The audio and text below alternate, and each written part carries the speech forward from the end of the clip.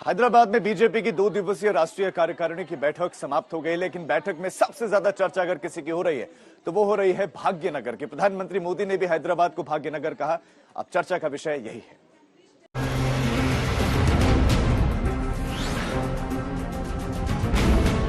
ये टीआरएस के गढ़ में बीजेपी के मिशन तेलंगाना का शंखनाद।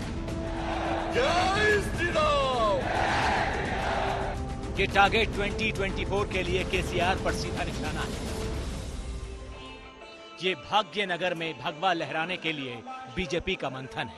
कष्टों से बचाओ, रोग हरो मां, शोक हरो मां, कष्टों से बचाओ। जैसे ही हैदराबाद में बीजेपी राष्ट्रीय कार्यकारिणी की बैठक पूरी हुई, वैसे ही केसीआर की चिंताएं शुरू हुई। बीजेपी की इस बैठक में केसीआर को घेरने और तेलंगाना को जीतने की शपथ ली गई। आज मैं भाग्यनगर हैदराबाद में खड़ा हूं। पूरा देश जानता है, सरदार पटेल न होते तो आज हैदराबाद भारत का हिस्सा न होता। सवाल यह है कि बीजेपी ने जानबूझकर तेलंगाना को बैठक के लिए क्यों चुना। सबसे पहले ये समझिए, बीजेपी अगले साल होने वाले विधानसभा चुनावों में केसीआर सरकार को हराने का लक्ष्य लेकर चल रही है। तेलंगाना टीआरएस का गढ़ है और बीजेपी इस गढ़ को चुनावी मैदान में जीतना चाहती है। अगर बीजेपी अगले साल तेलंगाना में ज्यादा सीटें जीतती है तो 2024 के लोकसभा चुनावों में बीजेपी को बड़ा फायदा मिल सकता है।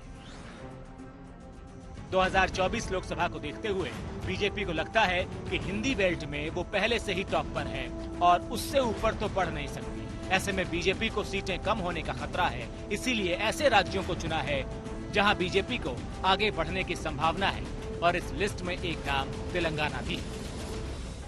आज भाग्यनगर में जिस तरीके से अपार जनसमूह आज अपने प्रिय नेता भारत के यशस्वी प्रधानमंत्री जी को सुनने के लिए आतुर है, यह मुझे इस बात के लिए आश्वस्त करता है कि आने वाले समय में तेलंगाना से केसीआर का जाना तय है। भाजपा की राष्ट्रीय कार्यकारिणी की अंतिम बैठक उत्तर प्रदेश समेत 5 राज्यों में चुनाव से ठीक पहले नवंबर 2021 में नई दिल्ली में हुई थी, जहां भाजपा ने 2022 की शुरुआत में प्रचंड जीत दर्ज की थी। तेलंगाना को लेकर बीजेपी ने अपनी रणनीति बदल ली। एक तरफ हैदराबाद को भाग्यनगर से हिंदुत्व के मुद्दे को हवा दी, तो दूसरी तरफ जेपी ने उन जातियों के बीच भी अपनी बैठ मजबूत करनी शुरू कर दी है जो अभी तक टीआरएस का वोट बैंक मानी जाती है।